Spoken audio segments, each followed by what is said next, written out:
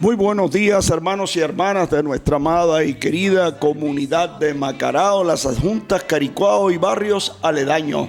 Sean bienvenidos y bienvenidas a todos ustedes en nuestro programa semanal La Voz del Pueblo de Dios, que se transmite a través de Radio Macarao, de TV Caricuao y de las redes sociales YouTube. Creo que hay una buena noticia, no sabía que estábamos ya cumpliendo el primer aniversario de YouTube. Sí, ya estamos cumpliendo el primer aniversario. Le damos gracias a todos nuestros queridos radiousuarios, a nuestra gente de TV Caricuao que con tanto trabajo y con tanto amor y tanto cariño han hecho que el programa salga no solamente por televisión, sino por las redes. Tenemos que decirle que también nos pueden pasar sus comentarios por el Twitter, @el pueblo de Dios, ¿no? @ Sí. La voz Pueblo de Dios. La Voz Pueblo de Dios. También nos pueden seguir por YouTube. Ya por YouTube también ya cumplimos un año. Le damos las gracias a nuestra gente de TV Caricuao, a Nelson Suárez, a Jesús Blanco y a nuestro hermano también de Radio Macarao, Manuel Maldonado. A nuestros queridos radiousuarios y TV usuarios y sobre todo al Espíritu Santo, productor de este programa. Hoy, como siempre, tenemos un programa, un evangelio bien interesante. Hoy vamos a hablar un poquito sobre cómo Jesucristo, porque toda la semana el evangelio ha hablado de que envía a los apóstoles de 2 en 2. ¿Por qué tiene que ser de 2 en 2, Pablo? ¿Por qué no puede ser solo? ¿Por qué no pueden ser 3? ¿Y cómo fue que le dio ese poder para que expulsaran espíritus, curaran enfermos, levantaran muertos? Ellos levantaron muertos como Lázaro o muertos que estaban vivos. Eso lo vamos a aclarar ahorita con el Espíritu Santo y la ayuda de nuestro hermano Pablo. Vamos a aclarar un poquito eso, Pablo. Bueno, y también en la segunda parte no se la pierda, porque es que no podemos nosotros callar ante el testimonio de este hermano iluminado. Porque Francisco es un papa iluminado, profeta. Precisamente el tema de hoy es el profetismo, ¿no verdad? Que vamos a abordar inmediatamente después de la oración y después de leer el evangelio. Pero en la segunda parte vamos a hablar sobre ese viaje maravilloso que ha tenido el papa esta semana pasada en Ecuador, Bolivia y Paraguay. De eso y de otras cosas vamos a seguir conversando en la segunda parte. Vamos entonces a ponernos en presencia del Señor para que Él derrame su Santo Espíritu y esta palabra nosotros la podamos entender, conocer profundamente y sobre todo vivir, que es lo más importante. Oremos. Padre, te alabamos, te bendecimos y te glorificamos por este hermoso día, porque tú nos das la vida. Cada día que estamos y nos levantamos es porque tú has soplado tu aliento de vida y en tu amor y tu generosidad nos permites disfrutar de la existencia. Queremos agradecerte de eso, queremos agradecerte por la naturaleza, por tu presencia entre nosotros y sobre todo por tu palabra, Padre. ¿Qué sería de nosotros si no fuera esta palabra que es luz y guía para nuestra vida, para que tengamos sentido en nuestra existencia y que esa existencia, por la ayuda tuya, vaya a ser para siempre? Prepara nuestra mente y nuestro corazón con tu Santo Espíritu para que podamos escuchar y discernir el mensaje de este día. En Cristo Jesús. Amén. Amén. De Caracas, Venezuela, 11 de julio del 2015. Lectura del Santo Evangelio según San Marcos. En aquel tiempo Jesús llamó a los 12, los envió de 2 en 2 y les dio poder sobre los espíritus inmundos. Les mandó que no llevaran nada para el camino, ni pan, ni mochila, ni dinero en la cinta, sino únicamente un bastón, sandalias y una sola túnica. Y les dijo: cuando entren en una casa, quédense en ella hasta que se vayan de ese lugar. Si en alguna parte no los reciben ni los escuchan, al abandonar ese lugar, sacúdanse el polvo de los pies como una advertencia para ellos. Los discípulos se fueron a predicar el arrepentimiento, expulsaron a los demonios, ungían con aceite a los enfermos y los curaban. Palabra del Señor. Gloria a ti, Señor Jesús. Bueno, mis queridos hermanos, yo creo que es importante resaltar algunos aspectos de este evangelio y podemos incluso casi empezar por la pregunta que tú hacías, Johnny. La del carro esta. Pero primero yo quiero aclarar algo. Ellos son enviados a evangelizar, son enviados a profetizar. el profeta significa boca de Dios. Eso es lo que significa la palabra profeta en español. El que habla o el que permite que Dios hable a través de él. El profeta es un instrumento de Dios. Por lo tanto, el profeta no dice lo que él piensa. Él dice lo que Dios le revela para que lo diga al pueblo. En la primera lectura de este domingo aparece el profeta Amós en Betel. Y Amasías, el sacerdote de Betel, cuando Amós llega, porque Amós era un extranjero en Betel, Amós era un campesino recolector de higos en Judá. Y él llega allí a Betel a dar un anuncio al pueblo, a profetizar precisamente. Y Amasías le dice: vete de aquí, visionario, que tú eres un extranjero, vete de aquí y no profetices en el templo, vete a ganarte la vida allá en Judá o en Jerusalén, donde tú vienes. Y Amós le responde: yo no soy profeta, ni soy hijo de profeta. Yo soy solamente un agricultor, un pastor que Dios me sacó del rebaño y me dijo: ve y profetiza a tu pueblo. Yo creo que es importante eso. Es decir, él no está allí para ganarse la vida, ni nadie lo está contratando. Todas esas características de un profeta.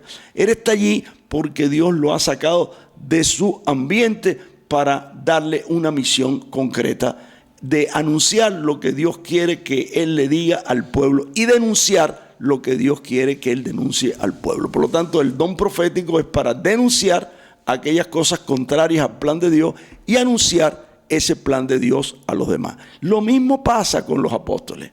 Los apóstoles van a tener un encuentro con Jesucristo, van a conocer, porque Él lo va explicando lo que es el reino de Dios. Y llega un momento en que Jesucristo los envía. Y los envía a profetizar precisamente. Los apóstoles también fueron sacados, algunos fueron campesinos, otros obreros, pero la mayoría de ellos fueron pescadores, como nosotros sabemos, ¿no? Hasta incluso un cambista, como era Mateo, que lo sacó de su mesa de cambio de cobradores de impuestos y lo sacó de su oficio y los mandó a ser profetas en medio de toda Galilea, etcétera, y de toda la región que ellos estaban ocupándose. ¿Por qué lo mandan de dos en dos? Porque la experiencia del reino de Dios, que es el amor, no se puede llevar solo. Tiene que ser precisamente una experiencia donde 2 o 3 personas pueden dar testimonio de esa vida nueva que están anunciando, porque el profeta no solamente anuncia con la boca, sino que es un testigo por su conducta, por su forma de vestir, por su forma de actuar.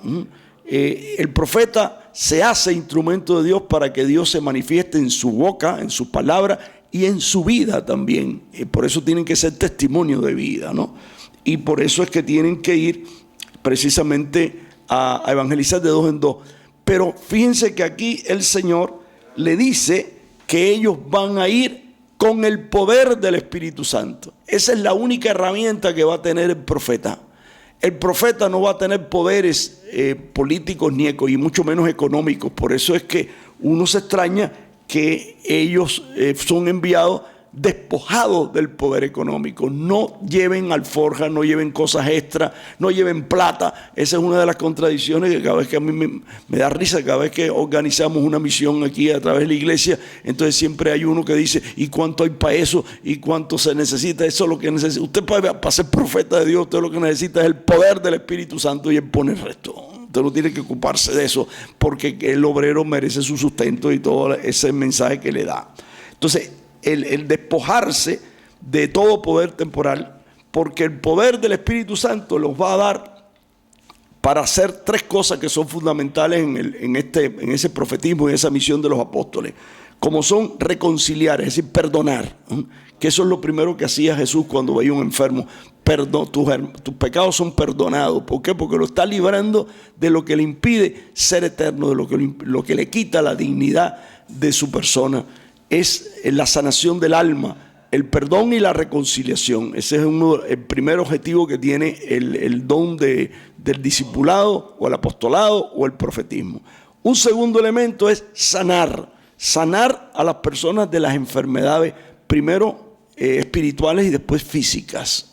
Una sanación integral, porque en el reino de Dios no puede haber enfermo. Él viene a liberar, y por eso Jesucristo está continuamente sanando. Y otro elemento también es liberar. ¿Liberar cómo? Con el poder del Espíritu Santo a los espíritus inmundos que se han apropiado de esa persona. Un espíritu inmundo, como veníamos hablando ahora cuando veníamos para el programa, es su odio, su envidia, su resentimiento, su individualismo, su egoísmo. Eso lo dijo muy bien el Papa ahora en uno de las homilías que tuvo en esta semana, que después vamos a comentar. La amargura, la tristeza, la traición, todos esos son elementos que se convierten en nosotros en espíritus inmundos. ¿Por qué? Porque nos está contaminando nuestro espíritu, que es un espíritu puro, que es el espíritu que Dios nos dio y que por el pecado se ha hecho inmundo. Cuando una persona es capaz de odiar, de matar, de desear el mal, ahí está como vomitando, está como manifestando toda la inmundicia que hay dentro de su corazón. La ingratitud, por ejemplo, es una inmundicia espantosa que al hombre lo degrada. Todos estos elementos que llamamos pecado y que verdaderamente están haciéndonos esclavos de nuestras ataduras, tanto espirituales, de confusiones, de oscuridad, y también, como es natural, los vicios, que aquí entra el problema de la droga. Cualquier vicio que a nosotros nos ata, somos esclavos de ese vicio, ¿no? Entonces yo creo que es importante entender de que la misión de los apóstoles es una misión de liberación integral, de perdón, sanación y liberación de todo lo que nos impide a nosotros es hacer el proyecto de Dios, preparar a la gente para el reino de Dios. Por eso es que Juan el Bautista decía que su misión era preparar y hacer un pueblo bien dispuesto para que cuando hubiera un Mesías nosotros estuviéramos preparados para vivir en el reino, ¿no? También un último elemento que podemos ahora compartir es que ellos no tenían que pedirle permiso a nadie, ni autoridades políticas, ni autoridades religiosas, ni autoridades económicas.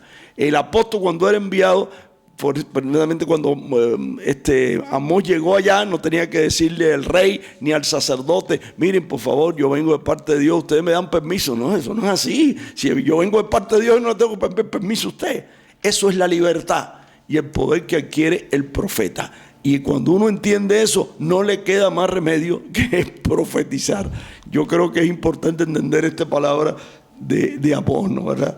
Yo tengo que precisamente hacerlo porque Dios me ha mandado. ¿Qué voy a hacer yo, no? Hay una anécdota muy interesante que después vamos a comentar que pasó en Cuba al principio de la revolución, que estaba prohibido predicar la palabra, ¿no? Yo creo que una vez lo dijimos en un programa. Y por último, ¿cuál es el objetivo de todo ese trabajo? Instaurar el reino de Dios en la tierra, y nadie podrá callarnos jamás, porque es que el Espíritu Santo está en nosotros y no hay quien nos pare y no hay quien nos engañe.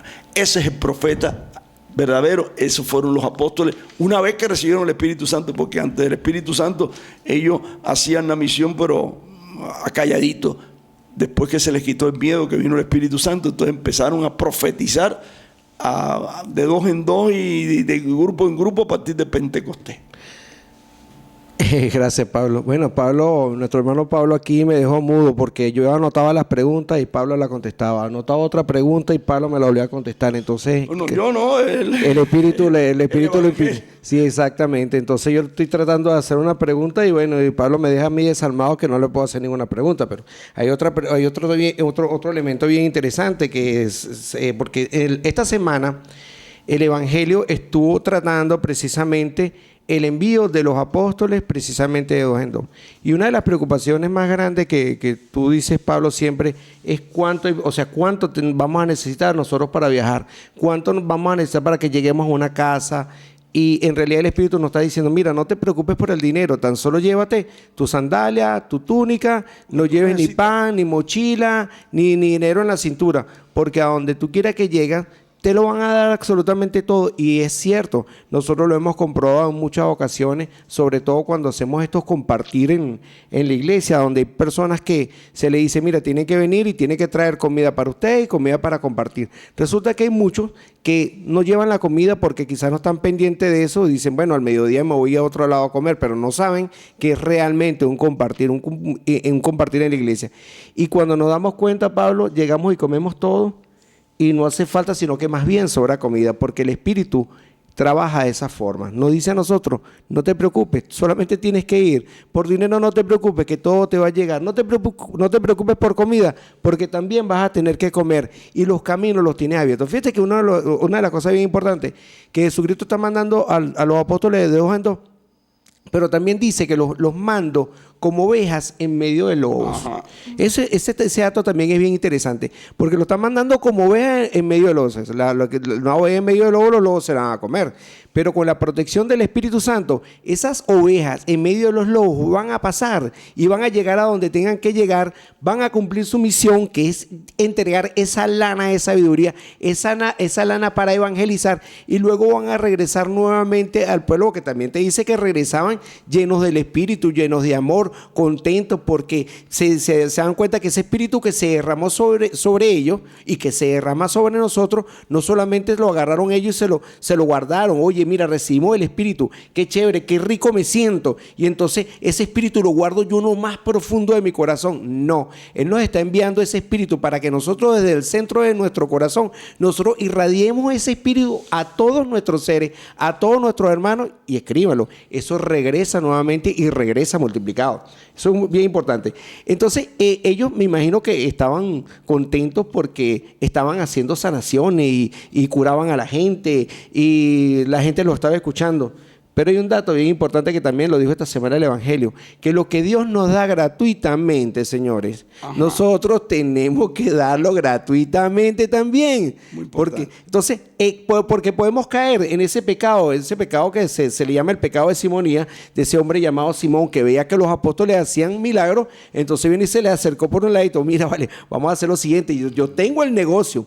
Entonces ahí es cuando viene el ego, cuando viene Satanás y se nos presenta. ¿Cuánto quiere por ustedes van a hacer los milagros, yo les voy a cobrar a la gente por los milagros que ustedes hagan, y entonces lo que yo cobre, yo le doy una parte a ustedes para que a ustedes no les falte dinero. Entonces hasta en ese punto podemos caer. Dios nos está dando lo que Dios nos da a nosotros gratuitamente.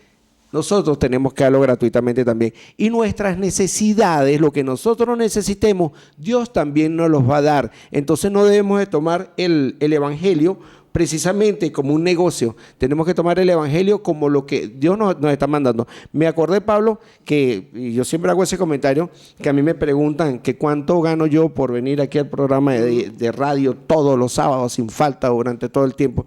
Y mira, hermano, yo gano mucho, muchísimo, muchísimo, porque nada más recibir la bendición de mi Padre, que me tome como instrumento para poder llegar a todos nuestros queridos radio y TV usuarios, para mí eso no hay más, Pablo. ¿Qué más podemos pedir? Claro, Pablo. Yo creo que es muy importante ese punto, ¿no? Porque eso que estaba explicando Johnny es la comercialización con la fe y con las cosas de Dios. Eso es un pecado espantoso que nace de la iglesia primitiva, como tú bien lo explicaste, de la simonía. De ahí viene, por la palabra simonía viene de Simón, precisamente aquel tipo que quería corromperse o quería manipular. Toda esa cobradera por las misas, por los sacramentos, sean sacerdotes católicos de tu propio ecuménico, ¿no? O pastores evangélicos, iglesias donde cobran por sanar un dolor de barriga, te cobran 40,000. ¿Y qué es eso? Es un comercio, eso es satánico. Eso es satánico, aunque nombren al Espíritu Santo y aunque nombren a Jesucristo. Jesucristo lo dijo claro: por sus frutos ustedes los conocerán. Por lo tanto, la gratuidad en el servicio es fundamental y esencial. Eso es uno de los síntomas que usted tiene que percibir cuando pueda saber si una persona es un instrumento verdadero de Dios. Repito, sea sacerdote, sea pastor o sea que lo que sea.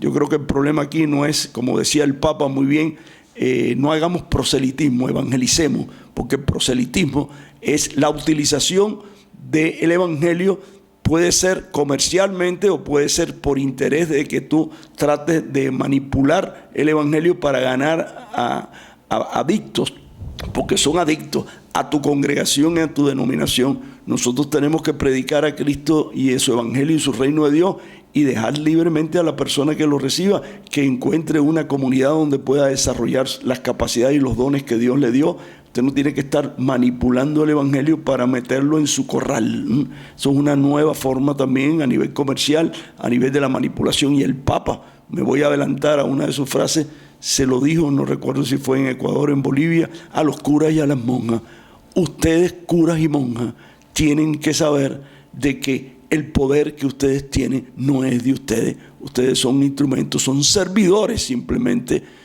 al servicio del pueblo de Dios. Y hablando de María, también me gustó mucho que sobre este tema dijo que María no era protagonista. Excelente. María simplemente es otro instrumento, porque el protagonista es el Espíritu Santo, hermano. Ni usted ni yo somos protagonistas, ni buscar. También uno puede buscar el evangelio como para agarrar fama, agarrar poder, porque hay gente que tiene ya dinero, entonces lo que está buscando es fama y prestigio, ¿no? ¿Verdad? Ante la manipulación. Nosotros tenemos que hacer un servicio verdaderamente desinteresado a nivel personal, porque tú decías muy bien, Johnny, de que uno tiene que estar, no te tiene que preocupar de las cosas materiales, de cómo vas a llegar a la casa, con qué vas a comer, con qué vas a vestir. El Señor lo dice en Mateo 6 clarito: no te preocupes por qué vas a vestirte, qué vas a comer, mira las aves del cielo, que no hilan ni trabajan, y Dios las alimenta. Ocúpate, eso sí, del reino de Dios y de su justicia, y aquello te dará por añadidura, porque hay gente que quiere la añadidura sin ocuparse del reino de su justicia, y a mí me parece que eso es una falacia, ¿no? Bueno, y eso es una cosa que yo todavía me pregunto y le pregunto a Papá Dios: ¿cómo hay gente que todavía tiene añadidura? Consigue primero la añadidura y no sin haber buscado el reino de Dios. Tú hablaste de algo bien importante, Pablo, porque la fama es algo que no la podemos evitar.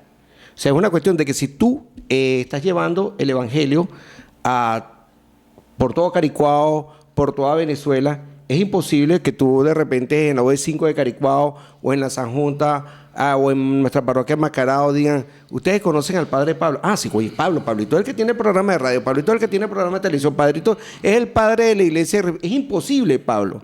Es imposible. Es una cuestión, tú no lo estás buscando, por supuesto. No está.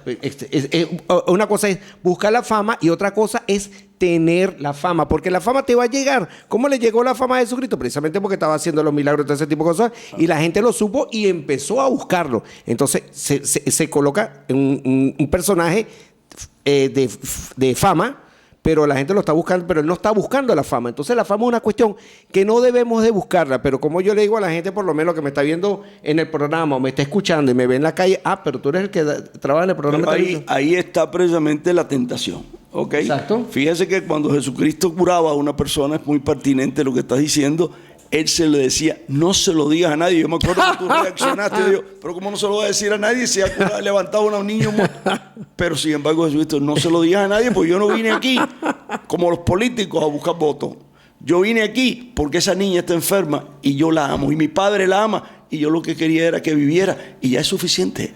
Y cuando Jesucristo lo querían hacer rey o lo que sea, así ¿para qué te dice? Vamos a otra aldea, que aquí ya nosotros cumplimos misión. Quiere decir que él no hacía aquello por buscar fama. Exactamente. Ahí donde está la tentación precisamente del enemigo, que empezó desde el desierto, cuando dice: tírate al alero del templo, que así vas a conquistar. Yo no he venido aquí a conquistar alarmadamente a la gente. Yo lo que he venido aquí como profeta de mi Padre, a manifestar el amor maravilloso que mi Padre tiene a ustedes, para que cada uno que lo experimente se convierta y se haga un miembro del reino del Padre. Pero yo no vengo aquí para que la gente... Lo mismo pasa con el Papa Francisco. El Papa Francisco es un tipo humilde y sencillo, pero la tala de ese hombre y el testimonio que está dando es increíble, reconocido, bueno, no reconocido por los mezquinos, los depredadores de este mundo que lo insultan, pero esos insultos resaltan mucho más el papel profético que él está jugando. Bien importante. Una de las ideas, Jesucristo, que tenemos que ser. Una vez una persona me preguntó, ¿es que tú quieres ser como Jesucristo? Le dije, bueno, esa es la meta, ser como Jesucristo. Pero como no es tan fácil, porque sabemos que el camino de nuestro Padre es bastante fuerte. Tenemos que trabajar muchísimo. Vamos a tratar de ser como el Papa, Pablo. Yo creo que es más fácil tratar de ser como el Papa, por lo menos seguir su camino, seguir su ejemplo, seguir trabajando por la comunidad. Señores, de este reino no nos vamos a llevar absolutamente nada. Nosotros solamente el amor que nosotros podamos dar, ese amor que va a llegar a nosotros nuevamente, porque todo ese amor que nosotros irradiemos, ese va a llegar a nosotros multiplicado. Eso sí nos lo vamos a llevar, pero ni siquiera riqueza, ni dinero, ni carro, ni fortuna, absolutamente nada nos vamos a llevar. Pablo. Amén. Yo creo que es importante y es pertinente esto que voy a decir para la segunda parte del programa, que vamos a dedicar a comentar algunas frases de él, ¿no?